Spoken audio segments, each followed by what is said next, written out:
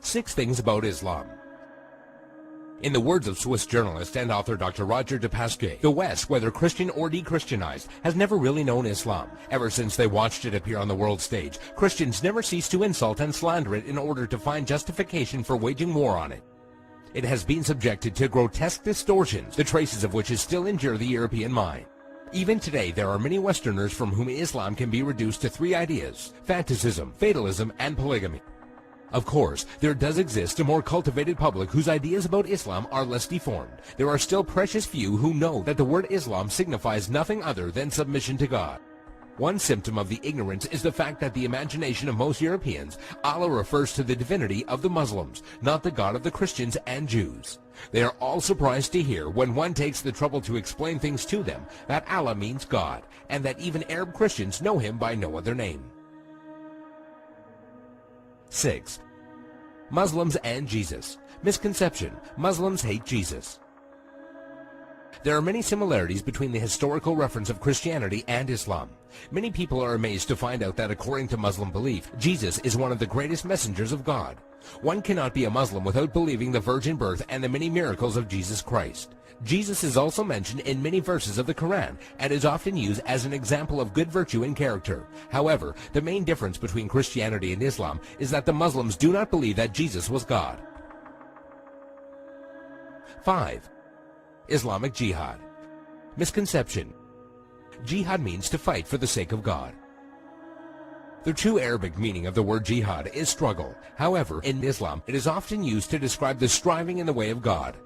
There are many forms of jihad, but most important ones are jihad al-nafs, jihad against oneself, jihad bil-lisan, jihad by being vocal, jihad bil-yad, jihad by using action, and jihad bis-sayf, jihad by using the sword. Each jihad is ranked differently, and it was reported that Muhammad returned from a battle and said, "We have returned from the lesser jihad, going into battle, to the greater jihad, the struggle of the soul."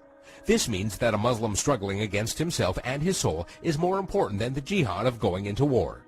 Another misconception is that only when a person dies in war does that person become a martyr. This is, however, false, and it is believed that anyone doing anything for the sake of God and is killed becomes a martyr. A person who dies while performing pilgrimage in Mecca, a woman who dies while giving birth, or even someone who dies in a car crash while he was on his way to the mosque are all considered martyrs. 4. Muslim savages. Misconception: Muslims are savages and barbaric during war. Quite the contrary. When it comes to the conduct of war, there are 8 rules that every Muslim army must obey. 1. Do not commit treachery. 2. Do not deviate from the right path. 3. Do not mutilate dead bodies. 4. Do not kill children. 5. Do not kill women. 6. Do not kill aged men.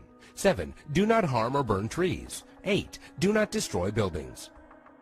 During the Crusades, when Saladin defeated the Franks, he honored the defeated Frankish army and supplied them with food. And during the Third Crusade, when Saladin's enemy King Richard fell sick, Saladin sent him a gift of fruits and horses. 3.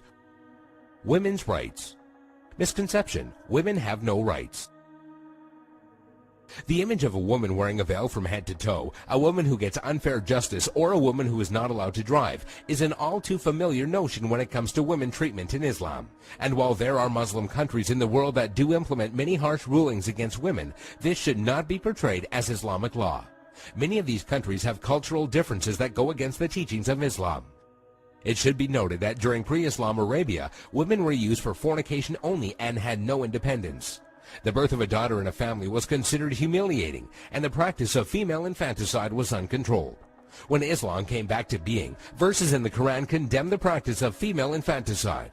Islam gave back many human rights to the women, and Muhammad was even reported saying that women are the twin halves of men. A Muslim woman is allowed to reject and accept any suitor for marriage and has the right to seek divorce.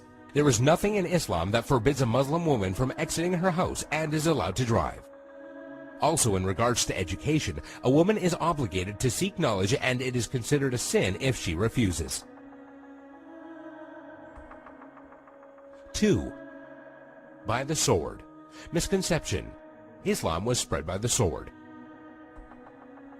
Historian Delasio Leary states, history makes it clear, however, that the legend of fanatical Muslims sweeping through the world and forcing Islam at the point of the sword upon conquered races is one of the most fantastically absurd myths that historians have ever repeated. There is no record in history that shows people